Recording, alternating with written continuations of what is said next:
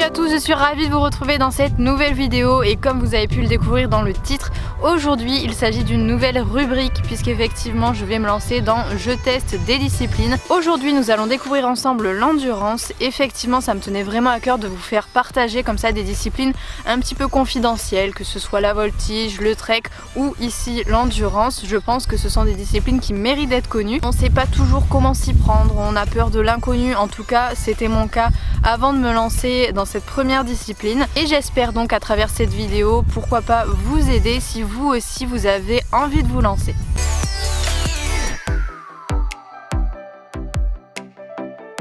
Avant tout, l'endurance, qu'est-ce que c'est? Il s'agit tout simplement d'une discipline où le cheval ainsi que son cavalier vont évoluer tous les deux dans un milieu extérieur. Un parcours va être bien prédéfini à l'avance et tous les concurrents devront suivre le même. À la fin, c'est tout simplement le couple le plus rapide qui va gagner à une condition, c'est qu'il faut que son cheval ait parfaitement récupéré à la fin de l'épreuve. C'est-à-dire qu'il ne doit pas être déshydraté et également qu'il doit avoir une bonne fréquence cardiaque, signe qu'il a bien récupéré de son épreuve.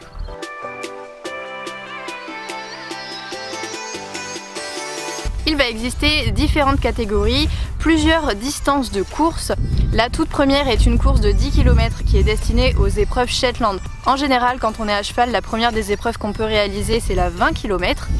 La plus grosse épreuve, elle, se court sur 160 km. Donc là, ce sont vraiment des couples chevaux-cavaliers d'exception qui sont capables de courir de très longues distances. Mais avant d'arriver sur la 160 km, il aura fallu que vous vous qualifiez, en fait, tout simplement sur les précédentes courses, donc les courses avec un kilométrage plus faible. Quand les petites épreuves se passent plutôt bien, vous êtes qualifié et vous pouvez partir ensuite sur plus important, donc pourquoi pas 40 ou 60 km.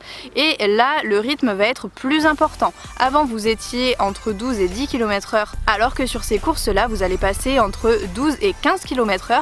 Donc déjà, le rythme n'est pas le même. Ça va vous demander encore une fois une vraie gestion de l'effort de votre cheval pour pas qu'il arrive trop fatigué à la fin. Si vous arrivez à faire de bonnes choses sur ces courses-là, vous pouvez passer encore au niveau au-dessus. Et là, il s'agit de courses où vous allez courir à l'allure que vous voulez, en respectant uniquement un minimum de 12 km/h.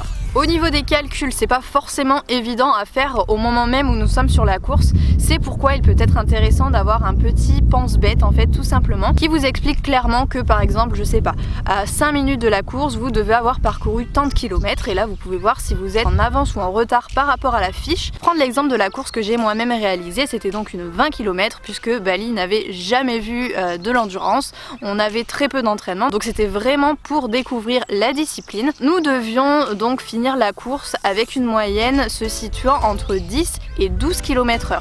Il fallait donc en fait tout simplement gérer la vitesse de son cheval, c'est-à-dire que si vous alliez tout le temps au galop, forcément vous seriez allé trop vite et en plus vous auriez eu un cheval très fatigué à la fin de l'épreuve. Au contraire, forcément, si on ne fait que du pas ou des allures lentes, on va être très lent, pour autant on aura un cheval qui ne sera pas fatigué. Donc en fait il faut tout simplement trouver l'équilibre entre les deux, faire un petit peu de pas en général quand les terrains sont compliqués, quand on passe sur la route, faire un peu de galop dès qu'on en a l'occasion pour rattraper le retard qu'on a pris quand on a fait du pas et en général on va faire beaucoup de trot et c'est ce qui est assez compliqué effectivement pour nous cavaliers puisque on n'est pas habitué tout simplement à trotter sur de grandes distances. Et personnellement, je me suis vite rendu compte qu'au niveau des planchers d'étrier, c'est très bien d'investir dans des planchers larges pour faire des courses d'endurance parce que ça a chauffé sous mes pieds. C'était vraiment assez inconfortable. C'est là évidemment que va rentrer en jeu également l'équipement tant du cheval que du cavalier parce que si vous avez une étrivière plus longue que l'autre, ça peut vite devenir un enfer. Si vous avez un pli dans vos chaussettes, dans votre pantalon, si vous n'êtes pas parfaitement à l'aise dans votre tenue, pareil, c'est vite insupportable. Et pour le cheval, c'est pareil. S'il a un pli dans le tapis, s'il a un amortisseur qui le dérange au niveau du dos, voilà, plein de petites choses comme ça, ça peut vite devenir très compliqué de finir une course dans de bonnes conditions.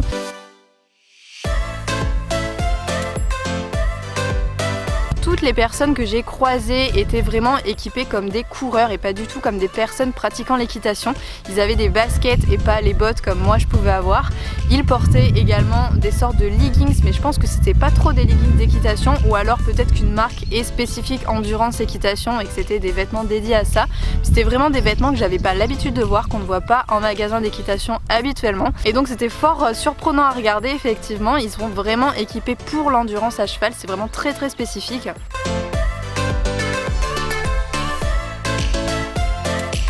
Après il y a également l'assistance qui va être très important. Encore une fois sur les petites courses c'est pas forcément très nécessaire, mais dès que vous commencez à courir de vraies courses entre guillemets, ça devient indispensable clairement, puisque vous allez avoir besoin de réhydrater votre cheval pendant qu'il court. Et donc c'est pour ça que vous voyez en général les personnes en endurance avec des bidons d'eau, des seaux d'eau, les balancer sur les chevaux pour éviter tout simplement qu'ils se déshydratent. Le cavalier aura également pendant ce break là la possibilité de boire et de manger.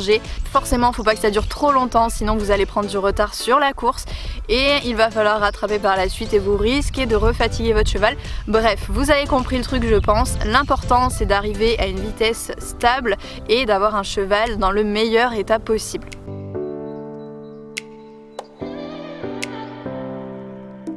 Et pour savoir quand le cheval est dans un bon état, vous avez tout simplement une visite vétérinaire, vous en avez même deux. Une tout simplement avant la course, avant le départ, où le vétérinaire va tout simplement faire un check-up, faire différents tests, notamment au niveau cardiaque. C'est là que ça va être important. Bali lui était à 44 avant le départ de la course. Ça a donc été noté sur une petite fiche et à la fin de la course, sur cette même fiche, ils referont exactement les mêmes tests. Et notamment pour reprendre la fréquence cardiaque de Bali, elle était à 48. Donc on voit qu'il a plutôt bien récupéré parce qu'il n'y a pas une énorme différence entre avant et après la course. Et par la suite, grâce à un calcul bien défini à l'avance entre la fréquence cardiaque de votre cheval et la vitesse moyenne à laquelle vous êtes allé, ça va tout simplement vous donner un nombre de points. Ce nombre de points départagera les concurrents et permettra de réaliser le classement final.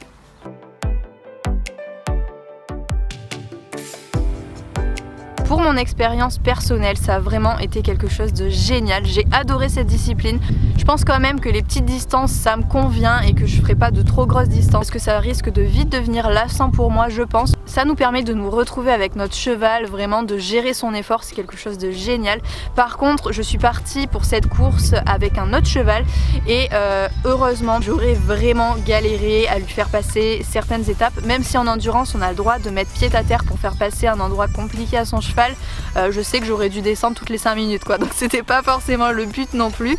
Mais voilà, donc pour la première course, je vous conseillerais éventuellement de le faire à deux, c'est plus sympa. Je pense avoir fait le tour un petit peu grossièrement de toutes les questions que vous auriez pu vous poser. En tout cas, si vous en avez encore, bien évidemment, n'hésitez pas à les poster en commentaire, je me ferai un plaisir d'y répondre. J'espère du fond du cœur que cette nouvelle catégorie de vidéos vous plaira. N'hésitez pas à m'indiquer également en commentaire quelle discipline vous voulez me voir réaliser dans la prochaine vidéo. De mon côté, je vous fais à tous de très gros bisous et je vous dis à très vite dans une prochaine vidéo. Salut!